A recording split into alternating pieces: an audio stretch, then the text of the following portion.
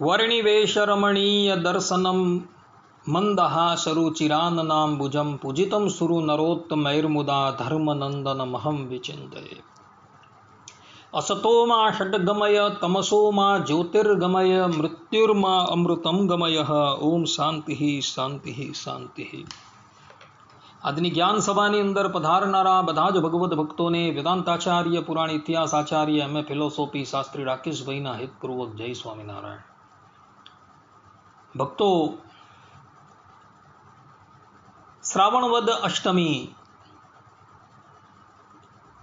એટલે અનંતકોટી બ્રહ્માંડ નાયક ભગવાન શ્રી કૃષ્ણનો પ્રાગટ્યનો દિવસ। ભક્તો, ભગવાન શ્રી કૃષ્ણ ગીતાની અંદર અધ્યાય 15 18મા શ્લોકની અંદર કહે છે, યસ્માત ક્ષરમતીતો અહમ અક્ષરાદ અપિ ચોત્તમઃ અતો અસ્મિ લોકે વેદે ચ પ્રથિતઃ પુરુષોત્તમઃ। અર્થાત કે હું ક્ષરથી પર છું અને અક્ષરથી ઉત્તમ છું, એટલે માટે લોકમાં એટલે કે ધર્મશાસ્ત્રની અંદર તથા વેદમાં હું પુરુષોત્તમ નામથી પ્રસિદ્ધ છું। આ ઉપરાંત શ્રીમદ ભગવદ્ ગીતા 7મા અધ્યાયના 7મા શ્લોકની અંદર ભગવાન શ્રી કૃષ્ણ પોતે કહે છે, મત્તઃ પરતરમ નાન્યત કિંચિત અષ્ટે ધનંજય, કે હે ધનંજય, મારાથી શ્રેષ્ઠ સર્વોપરી બીજું કંઈ પણ છે જ નહીં। આ ઉપરાંત શ્રીમદ ભાગવતના સપ્તમ સ્કંદના 15મા અધ્યાયના 79મા શ્લોકની અંદર ભગવાન વેદવ્યાસજી પોતે લખે છે કે શ્રુત્વા કૃષ્ણમ પરમ બ્રહ્મ પાર્થ પરમ વિસ્મિતઃ, કે ભગવાન શ્રી કૃષ્ણ જ સાક્ષાત પરબ્રહ્મ પરમાત્મા છે। આ સાંભળીને યુધિષ્ઠિર મહારાજ આશ્ચર્યચકિત થઈ ગયા। શ્રીમદ ભાગવતના 10મ સ્કંદના પહેલા અધ્યાયના 23મા શ્લોકની અંદર સુખદેવજી મહારાજ કહે છે, વસુદેવ ગૃહે સાક્ષાત ભગવાન પુરુષઃ પરઃ, અર્થાત કે વસુદેવજીના ઘરે સ્વયં પુરુષોત્તમ ભગવાન પ્રગટ થવાના છે। શ્રીમદ ભાગવતના પ્રથમ સ્કંદના તૃતીય અધ્યાયના 28મા શ્લોકની અંદર સુખદેવજી મહારાજ કહે છે, એતે ચાંશ કલા પુંશ કૃષ્ણસ્તુ ભગવાન સ્વયં, કે આ બધા ભવ બ્રહ્માદિક મનુ ઇત્યાદિક તો ભગવાનના અંશ કલા અવતાર છે, પરંતુ શ્રી કૃષ્ણ ભગવાન તો સાક્ષાત સર્વ અવતારના અવતારી છે। આ ઉપરાંત શ્રીમદ ભાગવતના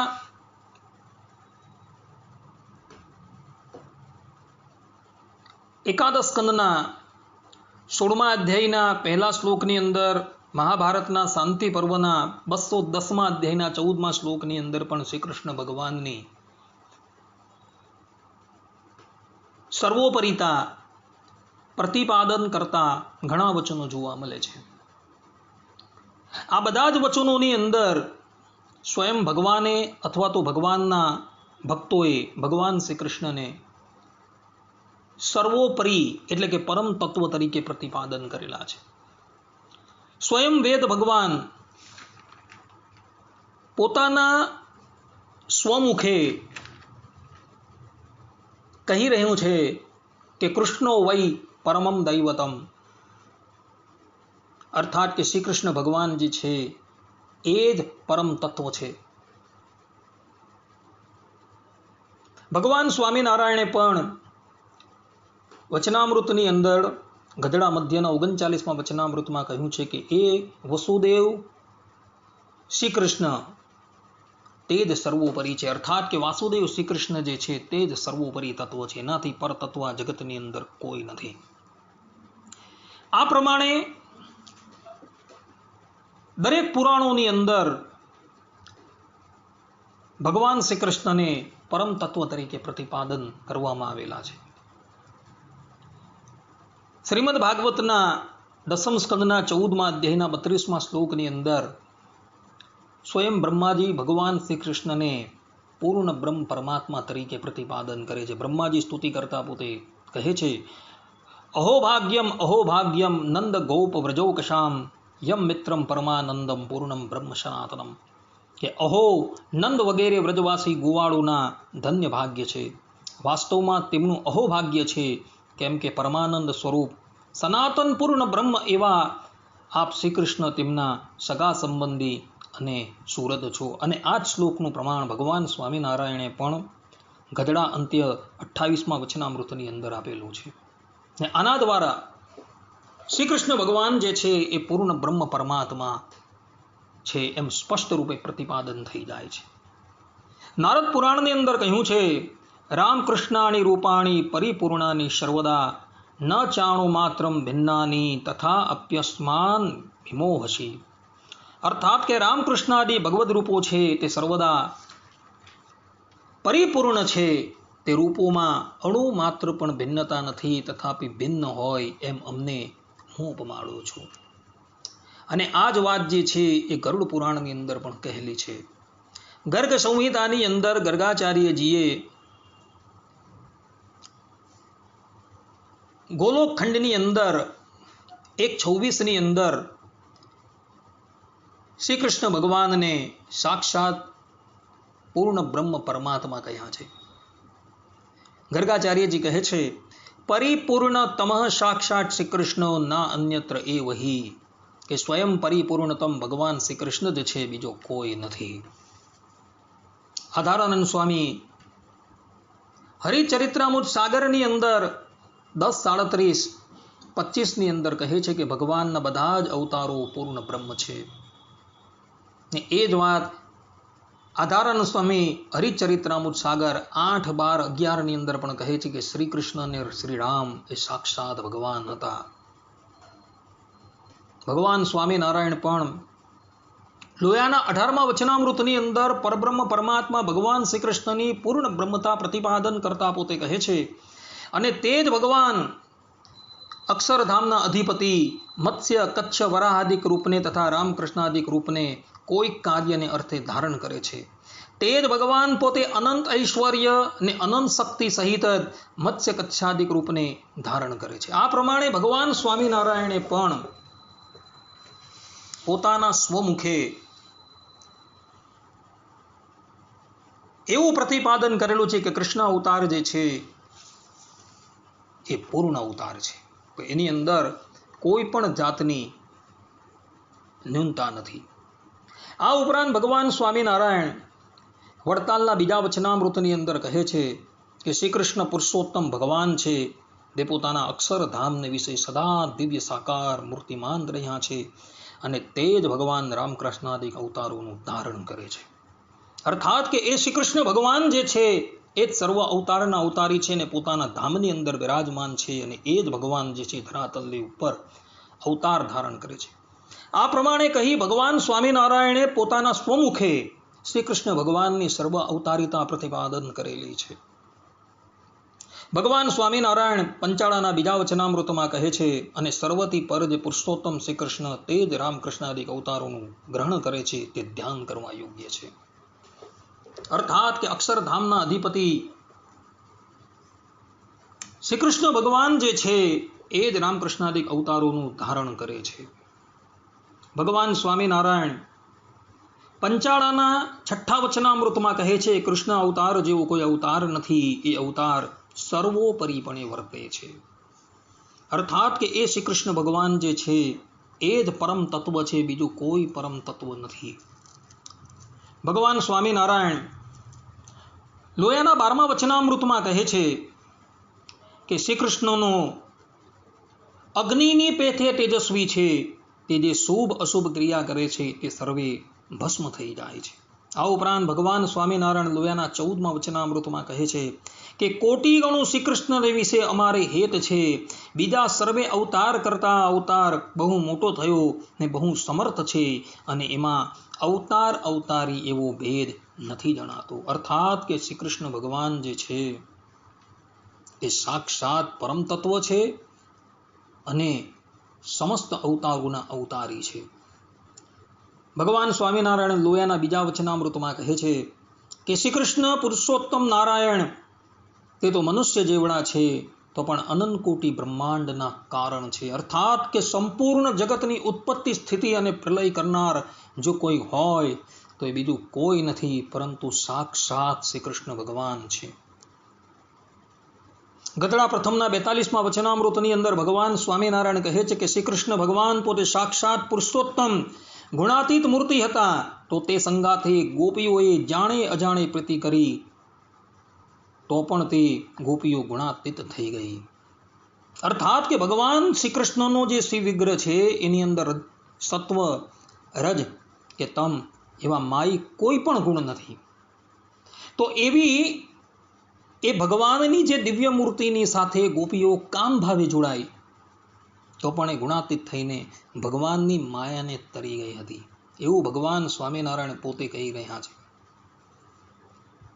ભગવાન સ્વામિનારાયણ ગધડા મધ્યના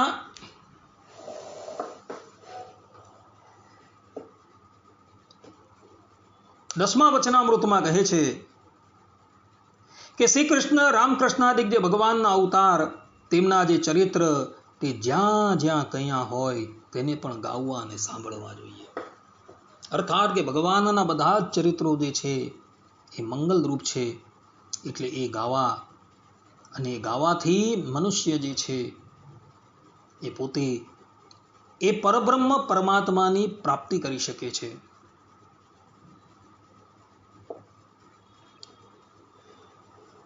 ગધડાના મધ્ય પ્રકરણના 13મા વચનામૃતની અંદર ભગવાન સ્વામિનારાયણ કહે છે કે શ્રી કૃષ્ણ ભગવાન મનુષ્ય જેવા જણાતા હતા તો પણ તે અક્ષરાતીત કૈવલ્ય મૂર્તિ જ છે. અર્થાત કે પરબ્રહ્મ પરમાત્મા શ્રી કૃષ્ણ ભગવાન એ ધરાતલની ઉપર મનુષ્ય અવતાર ધારણ કરીને આવેલા હોવા છતાં પણ એ અક્ષરાતીત કૈવલ્ય દિવ્ય મૂર્તિ જ છે. એ પરબ્રહ્મ પરમાત્માની અંદર કોઈ પણ જાતનો માયિક ગુણ નથી કે એમનું જે વપુ જે છે એ પંચભૂતનું બનેલું નથી. ભગવાન સ્વામિનારાયણ ગધડા મધ્યના 64મા વચનામૃતમાં કહે છે કે સર્વ અવતારના અવતારી તે શ્રી કૃષ્ણ ભગવાન જ છે. અર્થાત કે સર્વ અવતાર ધારણ કરનારા દેવકી નંદન શ્રી કૃષ્ણ ભગવાન જ છે, બીજું કોઈ નથી. ને આ જ વાત ભગવાન સ્વામિનારાયણ બીજા બધા વચનામૃતોની અંદર પણ કહી રહ્યા છે. શિક્ષાપત્રીની અંદર 108મા શ્લોકની અંદર ભગવાન સ્વામિનારાયણ કહે છે સ શ્રી કૃષ્ણ પરમ બ્રહ્મ ભગવાન પુરુષોત્તમ ઉપાસ ઇષ્ટદેવો નઃ સર્વાવિર્ભાવ કારણમ. આ પ્રમાણેનો શ્લોક લખી ભગવાન સ્વામિનારાયણે શ્રી કૃષ્ણ ભગવાનને સર્વ અવતારના અવતારી અને સર્વ કારણના કારણ તરીકે પ્રતિપાદન કરેલા છે. ગધડા મધ્ય 64મા વચનામૃતની અંદર ભગવાન સ્વામિનારાયણ કહે છે કે શ્રી કૃષ્ણ ભગવાનનો દેવકી થકી જે જન્મ તે તો કથન માત્ર છે, એ તો સદા અજન્મા છે. શ્રી કૃષ્ણ ભગવાનને વિશે તો સર્વે કળાઓ છે. અર્થાત કે શ્રી કૃષ્ણ ભગવાન જે છે એ પૂર્ણ અવતાર છે. એની અંદર બધી જ કલાઓ જે છે એ આવી જાય છે. માટે ભગવાનનો આ અવતાર જે છે એ કોઈ સામાન્ય અવતાર નથી, પરંતુ એ પૂર્ણ અવતાર છે. આમ જોવા જઈએ તો ભગવાનના બધા જ અવતારો જે છે એ પૂર્ણ અવતાર છે. પરંતુ કૃષ્ણ અવતારની અંદર ભગવાનની અંદર જેટલી પણ કલાઓ હતી એ બધી જ કલાઓ જે છે એ પ્રગટ થઈ ગઈ છે. મહાભારતના વન પર્વની અંદર 272મા અધ્યાયની અંદર 49 થી 74મા શ્લોકની અંદર શ્રી કૃષ્ણ ભગવાનની સર્વ અવતારના અવતારી તરીકે સ્તુતિ થયેલી છે. મહાભારતના ભીષ્મ પર્વની અંદર અધ્યાય 67ની અંદર 17મા શ્લોકની અંદર ગંગાપુત્ર ભીષ્મએ ભગવાન શ્રી કૃષ્ણને સર્વ અવતારના અવતારી તરીકે કહ્યા છે. મહાભારતના શાંતિ પર્વના અધ્યાય 47ની અંદર જે ભીષ્મ સ્તવરાજ તરીકે ઓળખાય છે તેની અંદર પણ ગંગાપુત્ર ભીષ્મએ ભગવાન શ્રી કૃષ્ણને સર્વ અવતારના અવતારી તરીકે પ્રતિપાદન કરેલા. શ્રીમદ ભાગવતના 10મ સ્કંદના 40મા અધ્યાયના 17 થી 23મા શ્લોકની અંદર અક્રૂરજીની સ્તુતિ છે. તો ત્યાં અક્રૂરજી જે છે એ પણ ભગવાન શ્રી કૃષ્ણને સર્વ અવતારના અવતારી અને સર્વ કારણના કારણ તરીકે પ્રતિપાદન કરે છે. અર્થાત કે પૂર્વે મત્સ્ય કરા કચ્છ વરાહ રામ ઇત્યાદિ અવતાર ધારણ કરનારા પણ શ્રી કૃષ્ણ ભગવાન હતા ને હવે પછી ભવિષ્યની અંદર બુદ્ધ છે, કલ્કી છે અને હરિકૃષ્ણ અવતાર ધારણ કરનારા પણ એ શ્રી કૃષ્ણ ભગવાન જ છે એવું અક્રૂરજી પોતે આ સ્તુતિની અંદર પ્રતિપાદન કરે છે. શ્રીમદ ભાગવતના 10મ સ્કંદના 40મા અધ્યાયના 20મા શ્લોકની અંદર બ્રહ્માજી પણ શ્રી કૃષ્ણ ભગવાનને સર્વ અવતારના અવતારી તરીકે પ્રતિપાદન કરે છે. શ્રીમદ ભાગવતના 1:3:28 ની અંદર પણ શ્રી કૃષ્ણ ભગવાનને સર્વ અવતારના અવતારી તરીકે પ્રતિપાદન કરવામાં આવેલા છે. શ્રીમદ ભાગવતના 10મ સ્કંદના 51મા અધ્યાયના 37 થી 39મા શ્લોકની અંદર પણ શ્રી કૃષ્ણ ભગવાનને સર્વ અવતારના અવતારી તરીકે પ્રતિપાદન કરવામાં આવેલા છે. ભક્તો, આ ઉપરાંત વચનામૃતની અંદર ઉપોટઘાટની અંદર સદગુરુ મુક્તાનંદ સ્વામી, સદગુરુ ગોપાળાનંદ સ્વામી, સદગુરુ નિત્યાનંદ સ્વામી અને સદગુરુ સુકાનંદ સ્વામી કહે છે કે એવું જે અક્ષરધામ તેને વિશે શ્રી કૃષ્ણ ભગવાન જે તે સદાય વિરાજમાન છે અને વાસુદેવાદિક જે ચતુર્વ્યુહ તથા કેશવાદિક જે 24 મૂર્તિઓ તથા વરાહાદિક અવતાર એ સર્વેને ધારણ કરનારા એ શ્રી કૃષ્ણ ભગવાન છે. આમ કહી આ ચારેય સદગુરુઓએ શ્રી કૃષ્ણ ભગવાનને સર્વ અવતારના અવતારી અને સર્વ કારણના કારણ તરીકે પ્રતિપાદન કરેલા છે.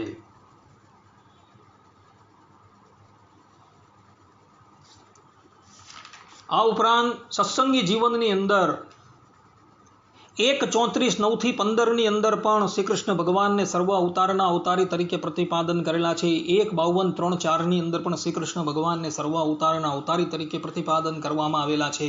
સત્સંગી જીવન 2:3:96, 2:27:14 ની અંદર 1:1:3-6 ની અંદર આ બધી જ જગ્યાએ શ્રી કૃષ્ણ ભગવાનને સર્વ અવતારના અવતારી તરીકે પ્રતિપાદન કરેલા છે. ભક્ત ચિંતામણી ગ્રંથ જેના એક પ્રકરણો ભગવાન સ્વામિનારાયણે માન્ય કરેલા છે એવા ભક્ત ચિંતામણી ગ્રંથની અંદર પણ પ્રકરણ 6:1 ને 2 ચોપાઈની અંદર પણ શ્રી કૃષ્ણ ભગવાનને સર્વ અવતારના અવતારી તરીકે પ્રતિપાદન કરેલા છે.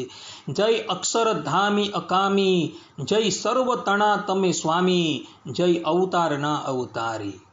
આ પ્રમાણે નિષ્કુળાનંદ સ્વામીએ પણ શ્રી કૃષ્ણ ભગવાનને સર્વ અવતારના અવતારી તરીકે પ્રતિપાદન કરેલા છે. મુક્તાનંદ સ્વામીએ મુક્તાનંદ કાવ્ય અવધૂત ગીતાની અંદર અધ્યાય 1:2 ની અંદર શ્રી કૃષ્ણ ભગવાનને સર્વ અવતારના અવતારી તરીકે પ્રતિપાદન કરેલા છે. સ્વામી કહે છે શ્રી કૃષ્ણ જ દરેક યુગને વિશે અવતાર ધારણ કરે છે. આ ઉપરાંત મુક્તાનંદ કાવ્ય અવધૂત ગીતા અધ્યાય 1:5 ની અંદર પણ મુક્તાનંદ સ્વામી કહે છે કે શ્રી કૃષ્ણ ભગવાન જ બધા અવતારના અવતારી છે.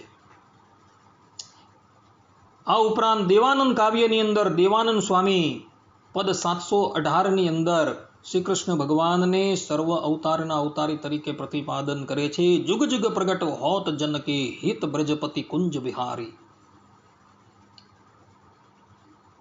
હરિચરિત્રામૃત સાગરની અંદર 4:77-24 ની અંદર આધારાનંદ સ્વામી કહે છે કે જે શ્રી કૃષ્ણ ભગવાન ગોકુલવાસી કહેવાય છે તે સર્વ અવતારોનું કારણ છે. ભક્તો, કેટલાક લોકો આ હરિચરિત્રામૃત સાગરને અત્યારે વેદ જેટલો પ્રામાણિક માને છે.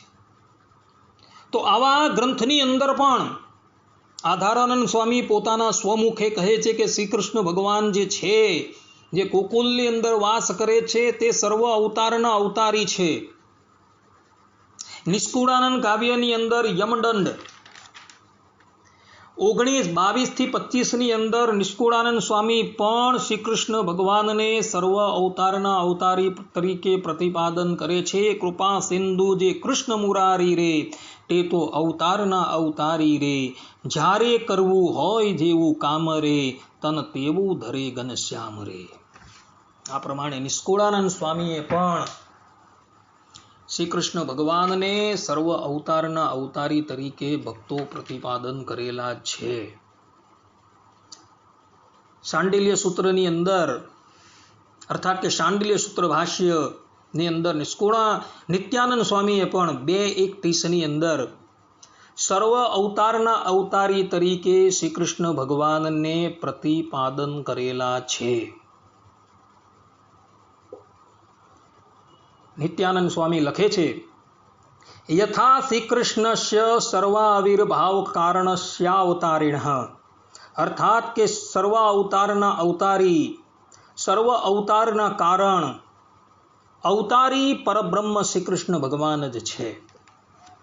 આ પ્રમાણે સંપ્રદાયના માન્ય પ્રબંધો તથા સંપ્રદાયના પ્રબંધો એક સ્વરે કહે છે કે શ્રી કૃષ્ણ ભગવાન જે છે એ સર્વ અવતારના અવતારી છે, સર્વ કારણના કારણ છે અને એ જ પરમ તત્વ છે, બીજું કોઈ પરમ તત્વ નથી. ભગવાન શ્રી કૃષ્ણએ પણ પોતાના સ્વમુખે કહ્યું છે કે હું જ પરમ તત્વ છું. ભગવાન સ્વામિનારાયણ પણ પોતાના સ્વમુખે કહે છે કે શ્રી કૃષ્ણ ભગવાન જે છે એ જ પરમ તત્વ છે, એ જ સર્વ અવતારના અવતારી છે. ગંગાપુત્ર ભીષ્મ, નિષ્કુળાનંદ સ્વામી, આધારાનંદ સ્વામી, નિત્યાનંદ સ્વામી ઇત્યાદિ બધા જ સંતો ભક્તો જે છે એ એક સ્વરે એવું પ્રતિપાદન કરે છે કે શ્રી કૃષ્ણ ભગવાન જે છે એ સર્વ અવતારના અવતારી છે, પૂર્ણ બ્રહ્મ પરમાત્મા છે અને એ જ સર્વોપરી તત્વ છે, એનાથી પરતત્વ બીજું કોઈ નથી. સ્વયં વેદ ભગવાન કે જે વેદ જે છે એ અપરોષિત છે, અર્થાત કે વેદની કોઈએ રચના નથી કરી. એ વેદ પોતે પોતાના સ્વમુખે ગોપાલ તાપની ઉપનિષદની અંદર પ્રારંભની અંદર જ કૃષ્ણો વૈ પરમમ દૈવતમ આ પ્રમાણે કહે છે. અર્થાત કે શ્રી કૃષ્ણ જે છે એ જ પરમ દૈવત અર્થાત કે પરમ તત્વ છે, બીજું કોઈ નથી. માટે ભક્તો, એ શ્રી કૃષ્ણ ભગવાન જે છે એ જ સંપૂર્ણ જગતના એક કારણ છે, સર્વોપરી તત્વ છે, પૂર્ણ બ્રહ્મ પરમાત્મા છે અને એ સર્વ અવતારી છે. તો એવા એ શ્રી કૃષ્ણ ભગવાનનું પ્રાગટ્ય શ્રાવણ વદ અષ્ટમીને દિવસે થયું હતું.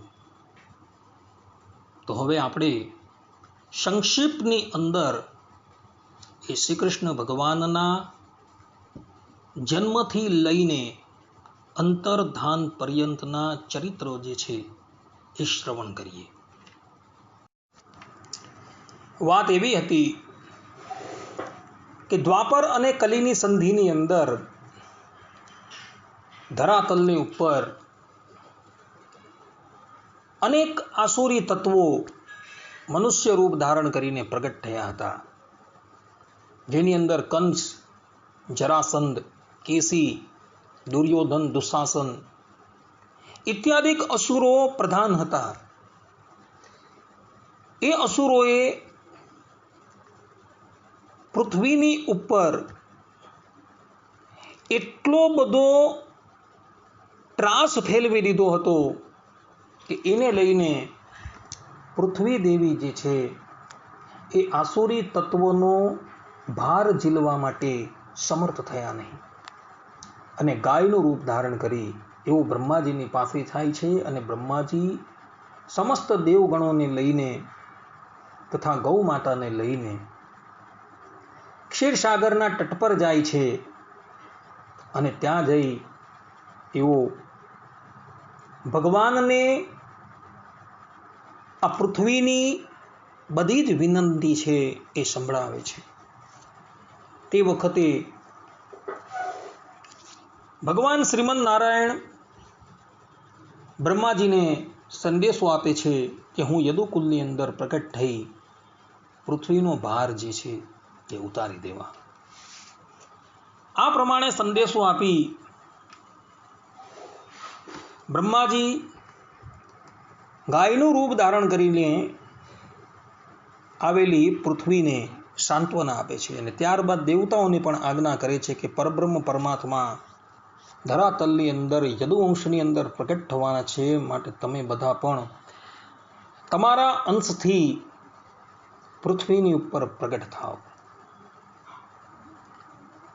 આ પ્રમાણે બ્રહ્માજીની આજ્ઞા થતાં બધા જ દેવતાઓ જે છે એ મનુષ્ય રૂપ ધારણ કરીને ધરાતલની ઉપર યદુવંશની અંદર પ્રકટ થતા હતા. આ તરફ શૂરસેનના પુત્ર વસુદેવજીના લગ્ન જે છે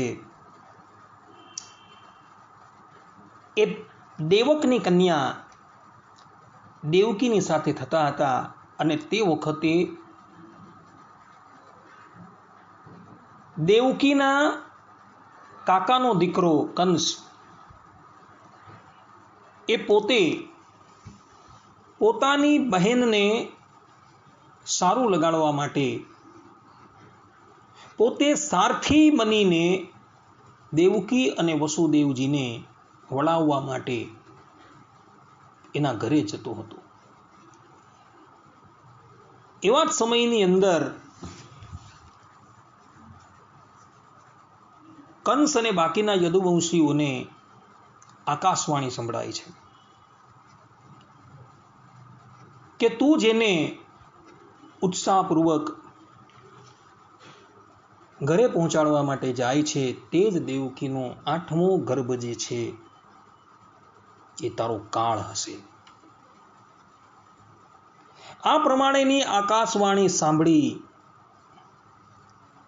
કંસરાય દેવકીને મારવા માટે તૈયાર થયો, પરંતુ વસુદેવજીએ પોતાની સામનીતિથી કંસને એ કાર્ય કરતા અટકાવી દીધો અને કહ્યું કે દેવકી થકી જે પણ કંઈક પુત્રો પ્રગટ થશે એ બધા જ પુત્રો હું એક પછી એક લાવીને તમને આપી દેવીશ.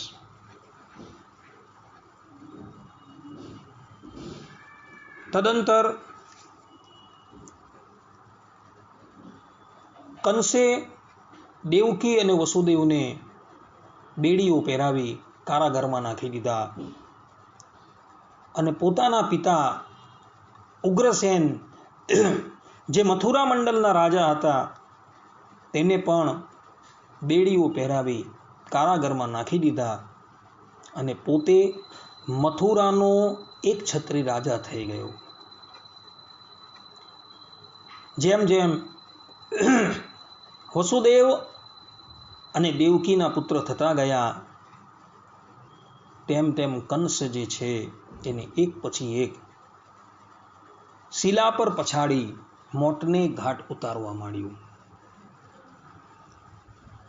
આ પ્રમાણે 6 પુત્રોની હત્યા કર્યા બાદ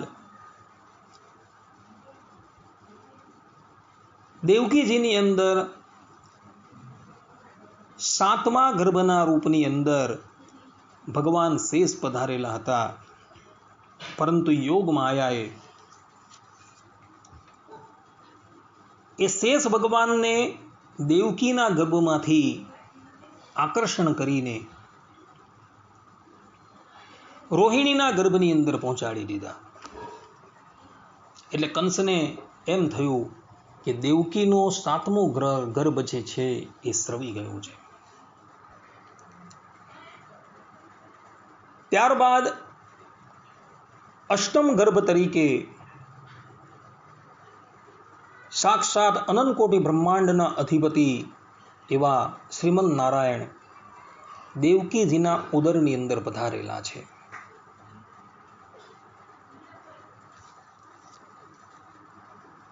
કંસના કારાગરની અંદર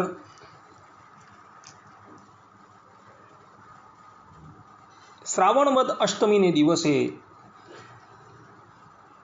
મધ્યરાત્રિએ 12 વાગ્યાના સમયે શ્રીમન નારાયણ દેવકી અને વસુદેવની સન્મુખ પ્રગટ થાય છે. ભગવાનનું પ્રાગટ્ય થતાં સંપૂર્ણ પ્રકૃતિ જે છે એ જાણે ભગવાનનું સ્વાગત કરતી હોય એ પ્રમાણે 16 કલાએ ખીલી ઉઠી છે. અને એ જ ચતુર્ભુજ રૂપે પ્રગટ થયેલા ભગવાન શ્રીમન નારાયણ જોત જોતામાં જ અર્થાત કે દેખતા થકા જ શિશુ બની ગયા. અને વસુદેવજી એ શિશુને ઉચકીને ગોકુલ જાય છે અને ગોકુલની અંદર પોતાના નંદરાયજી જે એમના આમ જોવા જાય તો મિત્ર પણ હતા અને ભાઈ પણ હતા, એના ઘરે પહોંચાડી દે છે. અને ત્યાંથી એક કન્યા લાવી એવો કારાગારની અંદર દેવકીની ગોદની અંદર મૂકી દે છે. કંસને જ્યારે ખબર પડે છે કે દેવકીને ત્યાં પુત્રનો જન્મ થયો છે, અર્થાત કે દેવકીને ત્યાં બાળકીનો જન્મ થયો છે, એ હાંફળો ફાંફળો કારાગારમાં આવે છે અને એ પણ વિચારવા લાગે છે કે આકાશવાણીએ તો એવું કીધેલું હતું કે દેવકીનો 8મો ગર્ભ એ તારો કાળ થશે, પરંતુ આ તો પુત્ર નથી, પુત્રી છે. જે હોય તે કંસરાય એ પુત્રીને ઉચકીને જેવી શિલાની ઉપર પટકવા માટે જાય છે, ત્યાં જ એ કન્યા એના હાથમાંથી છૂટી જાય છે અને આકાશમાં જતી રહે છે. ને ત્યાં અષ્ટભુજા રૂપ ધારણ કરી કંસને કહે છે કે રે દુષ્ટ, મને મારવાથી કોઈ લાભ નથી, તને મારનારો તો અન્ય સ્થાનની ઉપર પ્રગટ થઈ ગયો છે. આ તરફ કંસ જે છે એ દેવકી અને વસુદેવજીના ચરણમાં પડી જાય છે અને પોતાના અપરાધ બદલ ક્ષમા માગે છે. સાધુ સ્વભાવના દેવકી અને વસુદેવ કંસને ક્ષમા કરી દે છે. ત્યારબાદ કંસ જે છે એ પોતાના મંત્રીઓને બધી વાત કરે છે કે યોગ માયા એવું કહીને ગઈ છે કે મને મારનારો તો અન્ય સ્થાનની અંદર પ્રગટ થઈ ગયો છે, માટે મારે મારા તાજા જન્મેલા શત્રુને મોતને ઘાટ ઉતારવું હોય તો શું કરવું? કંસના મંત્રીઓ જે છે એ કંસ કરતા પણ વધુ ઉદ્ધત હતા. એ લોકોએ કંસને સલાહ આપી કે તમે હમણાં થોડા દિવસ પહેલા જન્મેલા બધા જ બાળકોને મારી નંખાવો, અને એ કાર્ય જે છે એ કાર્ય પૂતનાને સોંપવામાં આવ્યું. પૂતના એક સુંદર મજાની સ્ત્રીનું રૂપ ધારણ કરી આહીરોની વસ્તીની અંદર, ગામડાઓની અંદર બધે ફરવા લાગી અને એ બાળકોને પોતાના સ્તનની અંદર રહેલું વિષ મિશ્રિત દૂધ જે છે એ પાન કરાવવા લાગી. હજારો બાળકો જે છે એ મોતના મુખમાં ગયા, પરંતુ ભગવાન શ્રી કૃષ્ણની પાસે આવે છે તો ભગવાન શ્રી કૃષ્ણ જે છે એ એના પ્રાણ હરી લે છે, અર્થાત કે એના સ્તનપાન કરતા થકા જ એના પ્રાણ હરી લે છે. ત્યારબાદ તો કંસરાયે શકટાસુર, વત્સાસુર એ બધાને મોકલા, પરંતુ એ બધાને ભગવાન શ્રી કૃષ્ણએ સદગતિ આપી દીધી. ભગવાન શ્રી કૃષ્ણ બકૈયા બકૈયા ઘૂંટણભેર ચાલવા લાગ્યા અને એ જ હૃદય ચોર ગોકુલની અંદર રહેલા બધાના ઘરની અંદર જઈને નવનીતની ચોરી કરવા લાગ્યા અને પોતાનું નામ માખણ ચોર એણે ધારણ કર્યું.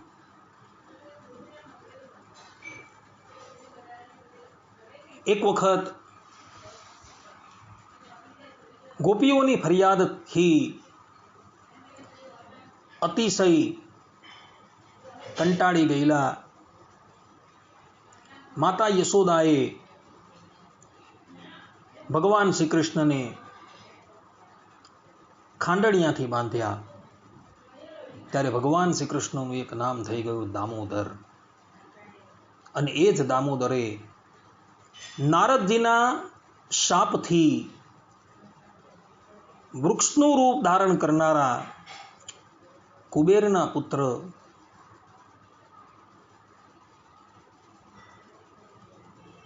યમલા અર્જુનનો એમણે ઉદ્ધાર કરી દીધો. તે પછી ગોકુલની અંદર વધારે પડતા ઉત્પાત થતા જોઈ બધા જ ગોકુલવાસીઓ વૃંદાવન આવે છે. વૃંદાવન, ગોવર્ધન પર્વત, યમુના પુનીલ એ વ્રજ યુવરાજની મધુરીમ ક્રીડાની અંદર એને સહાય કરવા લાગી. ભગવાન શ્રી કૃષ્ણ વત્સચારક બની ગયા છે, પરંતુ કંસના પ્રયત્ન જે છે એ પણ ચાલતા રહ્યા. બકાસુર, વત્સાસુર, પ્રલંબાસુર, ધેનુકાસુર, અઘાસુર, મય પુત્ર વ્યોમાસુર આદિ જેટલા પણ દૈત્યો ભગવાન શ્રી કૃષ્ણને મારવા માટે આવે છે એ બધા જ દૈત્યો જે છે એનો ભગવાન શ્રી કૃષ્ણ ઉદ્ધાર કરી દે છે. કારણ કે એ બધા જ દૈત્યો જે છે એ પૂર્વજન્મના યોગ ભ્રષ્ટ હતા, શાપિત હતા. ભગવાન શ્રી કૃષ્ણ એ બધાનો ઉદ્ધાર કરે છે. કલિય નાગની ફણાઓની ઉપર નૃત્ય કરી એ વ્રજ બિહારીએ રાસનો પૂર્વ અભ્યાસ કરી લીધો. બ્રહ્માજી વાછરડાનું હરણ કરીને લઈ ગયા, પરંતુ અંતમાં એઓ પણ આ નટખટની અગાડી નતમસ્તક થઈ ગયા. ઇન્દ્રદેવે પોતાની પૂજા બંધ થતા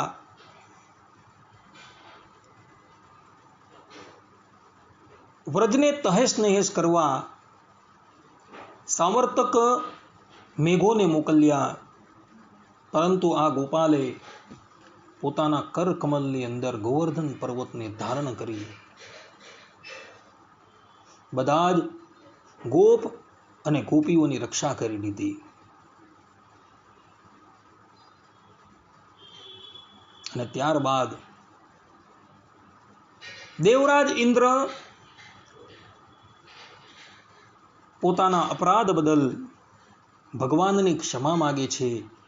અને તે વખતે એ જ દેવરાજ ઇન્દ્ર ભગવાનને ગોવિંદ કહીને સંબોધે છે.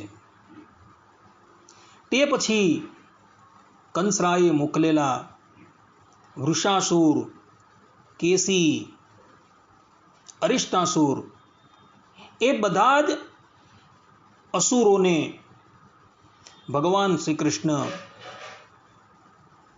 એના કર્મબંધનથી મુક્ત કરે છે.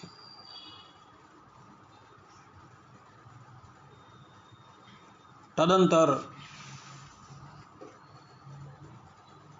નારદજી દ્વારા કંસને એ વાતના સમાચાર પ્રાપ્ત થાય છે કે ગોકુલવાસી જેટલા છે એ બધા દેવતાઓ છે અને વસુદેવજીએ તમારી નજર ચૂકાવી પોતાના પુત્રને પોતાના મિત્ર નંદરાયજીને ત્યાં મૂકી દીધો છે. એટલે કંસરાયજી છે એ ક્રોધાયમાન થાય છે અને એ દેવકી અને વસુદેવજીને કેદખાનામાં મૂકી દે છે અને અક્રૂરજીને મોકલી કંસ પોતાના મૃત્યુ તુલ્ય ભગવાન શ્રી કૃષ્ણ અને બળદેવજીને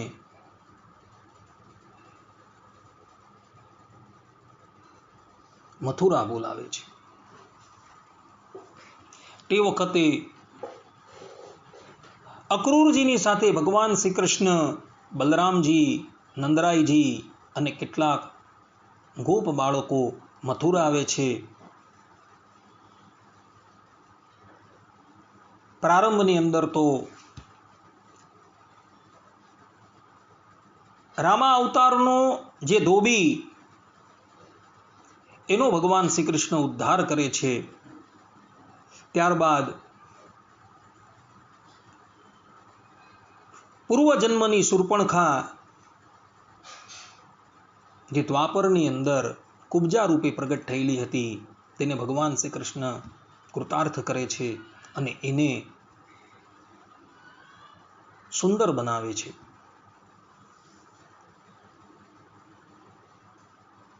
કંસરાયજી જે ધનુષની નિત્ય પૂજા કરતો હતો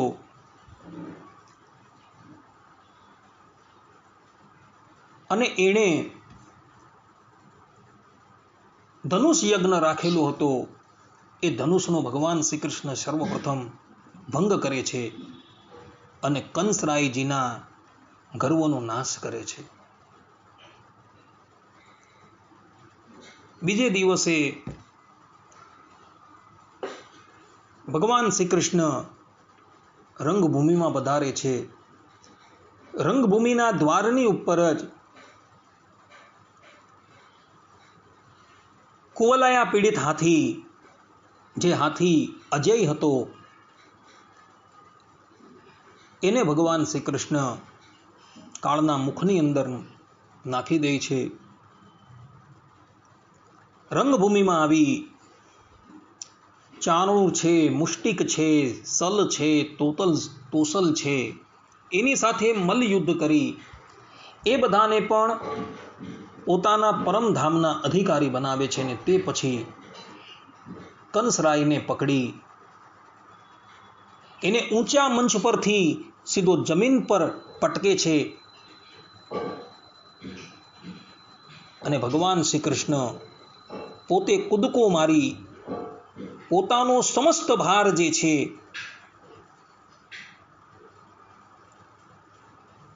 એ એના પર નાખે છે અને એને સદગતિ આપે છે. આ પ્રમાણે ભગવાન શ્રી કૃષ્ણએ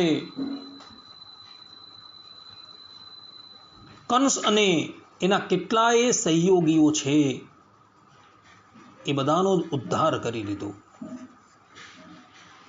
ભગવાન શ્રી કૃષ્ણ 11 વર્ષ અને 52 દિવસ પર્યંત ગોકુલ અને વૃંદાવનની અંદર નિવાસ કરીને રહ્યા હતા. ત્યારબાદ ભગવાન શ્રી કૃષ્ણ કેદખાનામાં રહેલા પોતાના માતા પિતાને મળે છે અને એમને કંસના કેદખાનામાંથી મુક્ત કરે છે. મથુરાના રાજા તરીકે પુનઃ ભગવાન શ્રી કૃષ્ણ ઉગ્રસેનને પ્રસ્થાપિત કરે છે અને પોતે એ ઉગ્રસેનની આજ્ઞાની અંદર જીવન વ્યતીત કરે છે. સમય થતાં વસુદેવજી ભગવાન શ્રી કૃષ્ણને અને બળદેવજીને યજ્ઞોપવિત સંસ્કાર કરે છે અને તે પછી એ ભગવાન શ્રી કૃષ્ણ ઉજ્જૈનની અંદર શાંદીપની ઋષિના આશ્રમની અંદર ભણવા પધારે છે અને 64 દિવસની અંદર 64 કલાઓ જે છે એ ભણીને પુનઃ મથુરા આવે છે અને મથુરામાં આવી ભગવાન શ્રી કૃષ્ણ પોતાના પ્રેમી ભક્ત અને પ્રિય સખા અને પોતાના કાકાના દીકરા એવા ઉદ્ધવજીને વ્રજની ગોપીઓને સાંત્વના આપવા માટે સંદેશો લઈને મોકલે છે. આ તરફ જરાસંધને કંસના વધના સમાચાર પ્રાપ્ત થાય છે. જરાસંધની પુત્રી અસ્તિ અને પ્રાપ્તિ એના લગ્ન કંસરાયની સાથે થયા હતા અને પોતાના જમાઈનું મૃત્યુ થયું, અર્થાત કે શ્રી કૃષ્ણએ એને મોતને ઘાટ ઉતારી લીધો. એટલે જરાસંઘ ક્રોધાયમાન થાય છે અને મથુરાની ઉપર આક્રમણ કરે છે. ભગવાન શ્રી કૃષ્ણ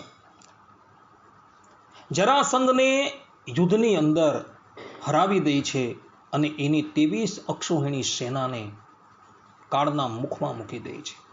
એક પછી એક એમ 17 વખત લાગ લગાડ જરાસંઘ મથુરાની ઉપર હુમલો કરે છે અને 17 વખત ભગવાન શ્રી કૃષ્ણ એને પરાજિત કરી દે છે.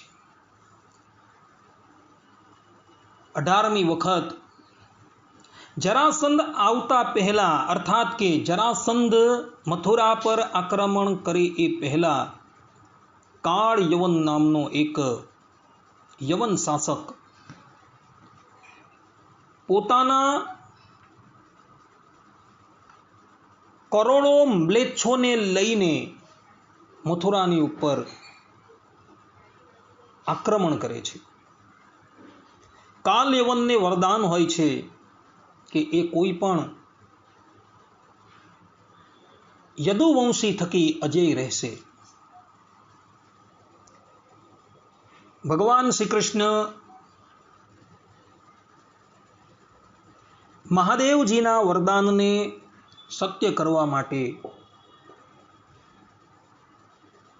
અસ્ત્ર શસ્ત્રનો ત્યાગ કરી રણ મેદાનમાંથી પલાયન થઈ જાય છે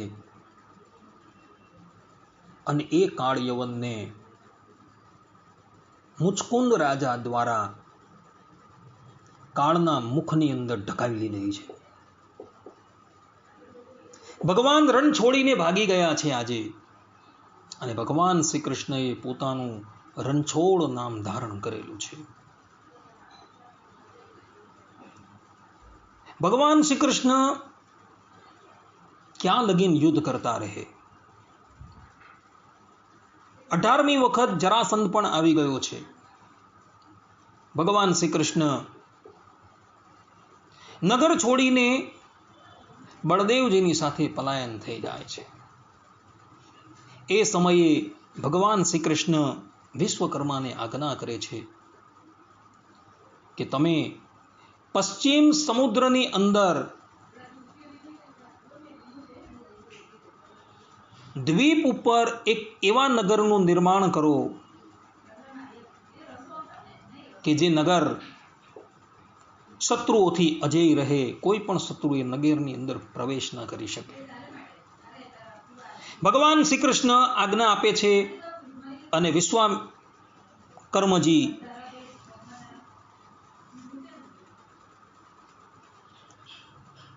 થોડા જ સમયની અંદર નગરનું નિર્માણ કરી દે છે.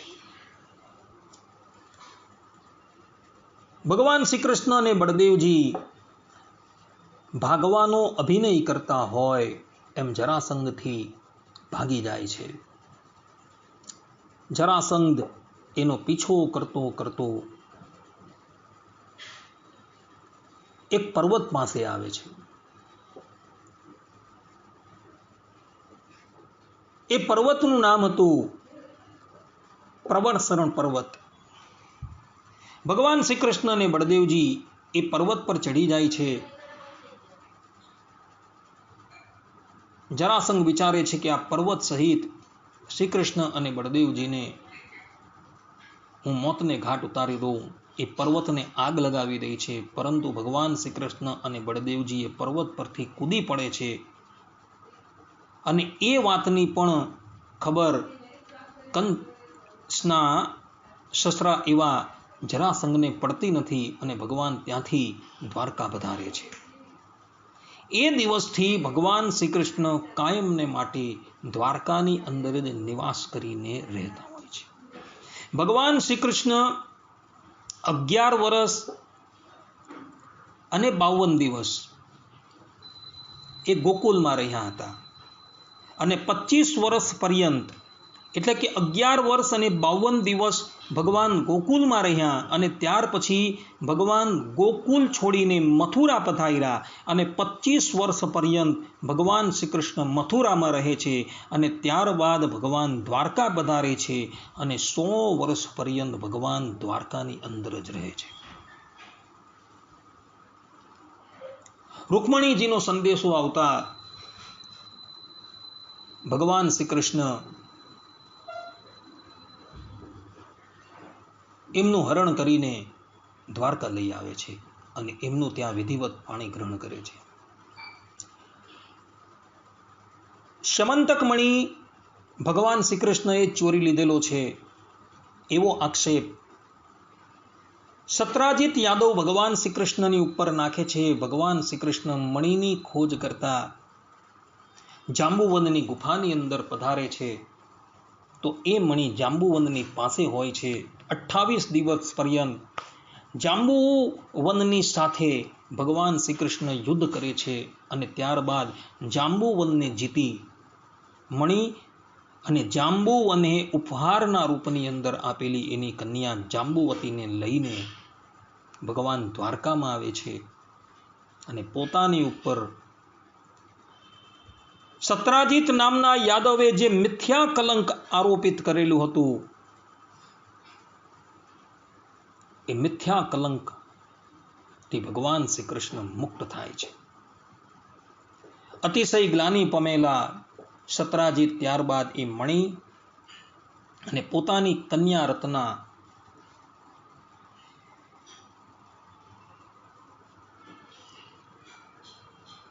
સત્યભામા જે છે એ ભગવાન શ્રી કૃષ્ણને સમર્પિત કરી દે છે.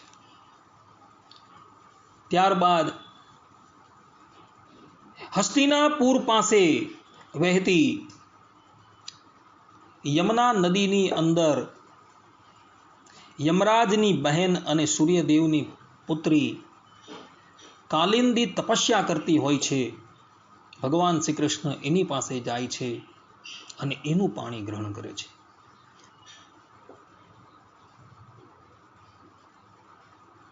લક્ષ્મણાજી જેને માટે એમના પિતાએ સ્વયંવર રચેલો હતો એ સ્વયંવરમાં જઈને ભગવાન શ્રી કૃષ્ણ જે છે એ મત્સ્ય ભેદ કરે છે અને લક્ષ્મણાજીનું પાણી ગ્રહણ કરે છે. નગ્નજીત નરેશના 7 સાંડો હતા. એ સાંડોને નાથી એમની પુત્રી સત્યાની સાથે ભગવાન શ્રી કૃષ્ણ લગ્ન કરે છે. મિત્રવિંદાને સ્વયંવરમાંથી હરણ કરી ભગવાન શ્રી કૃષ્ણ એનું પણ પાણી ગ્રહણ કરે છે. કૌશલ નરેશ પોતાની પુત્રી જે છે જેનું નામ ભદ્રા હતું એ સ્વયં ચાલી ભગવાન શ્રી કૃષ્ણને સમર્પિત કરે છે. આ પ્રમાણે ભગવાનની કુલ 8 પટરાણીઓ હોય છે. અર્થાત ભગવાન શ્રી કૃષ્ણ 8 સ્ત્રીઓની સાથે લગ્ન કરે છે અને એ 8 સ્ત્રીઓ જે છે એ ભગવાનની પટરાણી તરીકે પ્રતિષ્ઠિત થાય છે. નરકાસુરને મારી ભગવાન શ્રી કૃષ્ણ એના કારાગારની અંદર રહેતી 16,100 કન્યાનો ઉદ્ધાર કરે છે. એ બધી જ કન્યા ભગવાન શ્રી કૃષ્ણને વરે છે એટલે ભગવાન શ્રી કૃષ્ણ 16,100 રૂપ ધારણ કરી બધી જ કન્યાઓનું પાણી ગ્રહણ કરે છે. નરકાસુરે દેવતાઓના ઐશ્વર્યનું અપહરણ કરેલું હોય છે. અદિતિ માતાના કુંડલ એણે અપહરણ કરેલા હોય છે. વરુણનું છત્ર જે છે એનું પણ એણે અપહરણ કરેલું હોય છે. એ બધી જ સંપદાઓ લઈને ભગવાન શ્રી કૃષ્ણ ગરુડ ઉપર સત્યભામાને લઈને સ્વર્ગમાં પધારે છે અને બધી જ વસ્તુ દેવતાઓને અર્પણ કરે છે. સત્યભામાની ઈચ્છાથી સ્વર્ગમાં રહેલું પારિજાત વૃક્ષ એ ભગવાન શ્રી કૃષ્ણ દેવતાઓની પાસેથી હરણ કરી લે છે. દેવતાઓ ભગવાનની આ ક્રિયા જોઈને એની સાથે લડવા આવે છે, પરંતુ ભગવાન શ્રી કૃષ્ણ એ બધા જ દેવતાઓને હરાવી પારિજાત વૃક્ષને લાવી સત્યભામાના ઉદ્યાનની અંદર એને સ્થાપન કરી દે છે.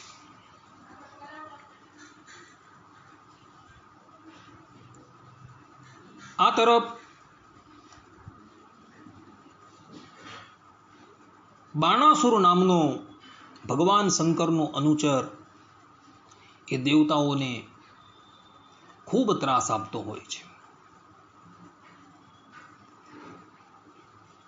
ભગવાન શ્રી કૃષ્ણ અનિરુદ્ધને નિમિત્ત બનાવી શોણિતપુર પધારે છે અને તે વખતે બાણાસુરની રક્ષા કરવા માટે ભગવાન શંકર આવે છે. ભગવાન શંકર પણ ભગવાન શ્રી કૃષ્ણના હાથે પરાસ્ત થઈ જાય છે. ભગવાન શ્રી કૃષ્ણ બાણાસુરની 1000 ભુજાઓ જે છે એ પોતાના ચક્રથી છેદવા તૈયાર થાય છે અને 996 ભુજાઓ જે છે એ કાપી નાખે છે. ત્યારે ભગવાન શંકર ભગવાન શ્રી કૃષ્ણની પાસે આવે છે અને કહે છે કે પ્રભુ, આ મારો શરણાગત છે, માટે આનો તમે વધ ન કરશો. ભગવાન શ્રી કૃષ્ણ એના વધ કરતા અટકે છે અને એને અનેકો આશીર્વાદ આપીને અનિરુદ્ધ અને બાણાસુરની કન્યા ઉષાને લઈને દ્વારકા પધારે છે. તદંતર પૌંડ્રક, દંતવક્ર અને સાલ્વ એ લોકો દ્વારકાની ઉપર ચઢાઈ કરે છે. એમાં પૌંડ્રક જે છે એ વાસુદેવ શ્રી કૃષ્ણનું રૂપ ધારણ કરીને જગતની અંદર ફરતો હોય છે. ભગવાન શ્રી કૃષ્ણ એનો ઉદ્ધાર કરે છે. દંતવક્ર દ્વારકાપુરીની ઉપર આક્રમણ કરે છે તો ભગવાન શ્રી કૃષ્ણ એનો પણ ઉદ્ધાર કરે છે અને મય દાનવ દ્વારા નિર્મિત વિમાનમાં બિરાજમાન થઈને સાલ્વરાજ દ્વારકાનું અસ્તિત્વ સમાપ્ત કરવા માટે આવે છે. ત્યારે ભગવાન શ્રી કૃષ્ણ એને એના વિમાન સહિત યમરાજનો અતિથિ બનાવી દે છે. શિશુપાલ રાજસૂય યજ્ઞ વખતે ભગવાન શ્રી કૃષ્ણને 100 ગાળ આપે છે. તો ભગવાન શ્રી કૃષ્ણ સુદર્શન ચક્ર દ્વારા એનું શીશ કાપી એનો પણ ઉદ્ધાર કરી દે છે.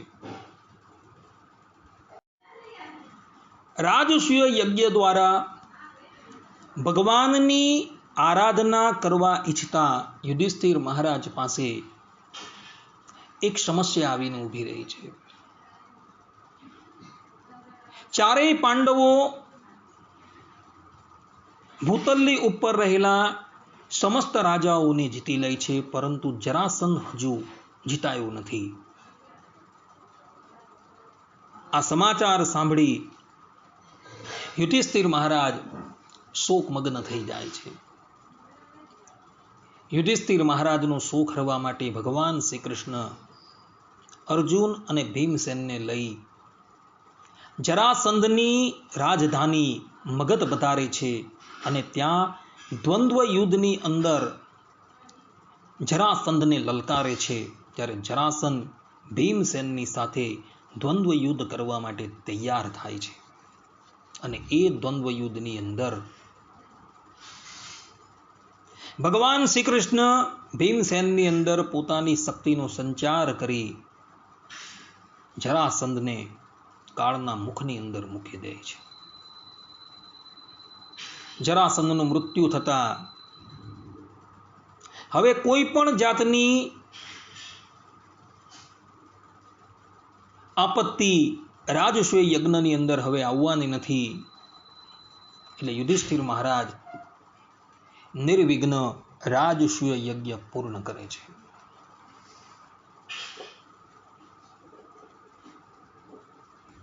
તદંતર કૌરવો અને પાંડવો દ્યુત ક્રીડા રમવા માટે તૈયાર થાય છે. અને એ દ્યુત ક્રીડાની અંદર પાંડવ લોકો પોતાનું સર્વસ્વ દાવ પર લગાવી દે છે. અને એ દ્યુત ક્રીડાની અંદર પાંડવોનો પરાજય થાય છે. દ્રૌપદીજીનું માનભંગ થતું હોય છે. ત્યારે ભગવાન શ્રી કૃષ્ણ દિવ્ય રૂપે ત્યાં પધારે છે અને દ્રૌપદીજીની લાજ રાખે છે. દ્યુતમાં થયેલા કરાર મુજબ પાંડવ લોકો 12 વર્ષનો વનવાસ ભોગવતા હોય છે. એક વખત દુર્વાસા ઋષિ અતિથિ થઈને પાંડવોના ઘરે પધારે છે. ત્યારે ભગવાન શ્રી કૃષ્ણ કેવલ એક શાકના નાના પત્ર દ્વારા સંપૂર્ણ ત્રિલોકીને તૃપ્ત કરી દે છે. અર્થાત કે પાંડવોને ત્યાં ભગવાન શ્રી કૃષ્ણ પધારે છે અને એક શાકનું પત્ર જે છે એ પોતાના મુખની અંદર મૂકે છે અને જ્યાં સંકલ્પ કરે છે કે આના દ્વારા સંપૂર્ણ ત્રિલોકી જે છે એ તૃપ્ત થાય. અને આ સંકલ્પ કરતા સંપૂર્ણ ત્રિલોકી તૃપ્ત થઈ જાય છે. અને દુર્વાસા આદિક એઓ પણ બધા અતિશય તૃપ્ત થઈ જાય છે. અને એ લોકો ત્યાંથી પલાયન થઈ જાય છે. અને ભગવાન શ્રી કૃષ્ણ પાંડવોની દુર્વાસાના શાપ થકી રક્ષા કરે છે. ભગવાન શ્રી કૃષ્ણ પોતાના ભક્તોને માટે શું કરતા નથી. કૌરવો અને પાંડવોની વચ્ચે યુદ્ધના નગારા વાગી રહ્યા છે. ભગવાન શ્રી કૃષ્ણ પાંડવો વતી શાંતિ દૂત બનીને કૌરવોની પાસે આવે છે. તે વખતે ભગવાનની શાંતિ મંત્રણા જે છે નિષ્ફળ થાય છે. ભગવાન શ્રી કૃષ્ણ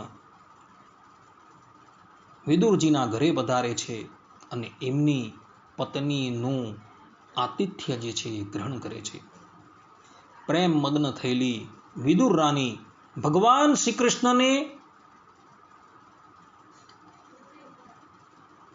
ભોજનની અંદર કેળાની છાલ સમર્પિત કરે છે. તો ભગવાન શ્રી કૃષ્ણ એ છાલ જે છે એને પણ 56 ભોગની જેમ આરોગે છે.